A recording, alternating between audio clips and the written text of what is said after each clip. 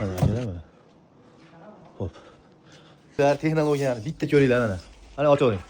Mana nima deyapti? Buni nimaligini bilganlar kommentariyada albatta yozib ketasizlar.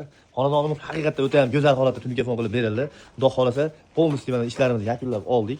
Faqat xonadon egasi aytganiga, talablariga binoan oppoq fasonda telefon xizmatlarini qilganmiz. Sizlarga ham mana shunaqa telefon xizmatlari kerak bo'lsa, bemalol quyida raqamlarni qo'yib qo'yamiz, aloqaga chiqib olasizlar. Inshaalloh navbatdagi telefon qiladigan xonadonimiz aynan sizning xonadoningiz bo'lishi mumkin. Qadrdonlar, xonadonimizni atigi 150 ming so'mdan barcha xarajatini o'zimiz olib kelib, xonadon egasini bir dona samolyotga ham ovora qilmagan holatda telefon ishlarini qilib berganmiz. Xudo xolasa o'ta ham ko'ryapsizlar, oppoq, o'ta ham go'zal holatda chiqqan. Hozir bu atdelkalari bitgandan keyin yana ham xonadon o'zgacha holatga kelib qoladi. Bu yerlar ham to'liq mana bitgan akalar. Ko'rishingiz mumkin. Ishimiz haqiqatda go'zal holatda bitkizib berilgan. Kimga mana shunaqa telefon xizmatlari kerak bo'lsa, o'ylanmasdan quyida raqamlarda, Telegram, WhatsApplar bor. Musofirda bo'lsanglar ham aloqaga chiqaverasizlar. Mana akalar, choksiz tarnovlar ham qo'yganmiz.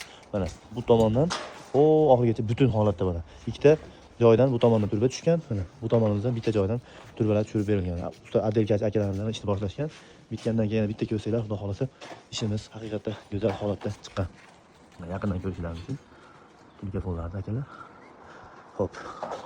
Endi mana bu yoqda yana bitta joyimiz bo'lgan mana. Bu yerda ham ko'rishingiz mumkin mana. Akalar, yaqindan ko'rsataman sizlarga. Ha, telefon. Bu telefonmi yo alkafonmi? Bitta yozib ketasizlar. Mana akalar. Shu xonadonimizga necha kvadrat tunga ishlatilgan?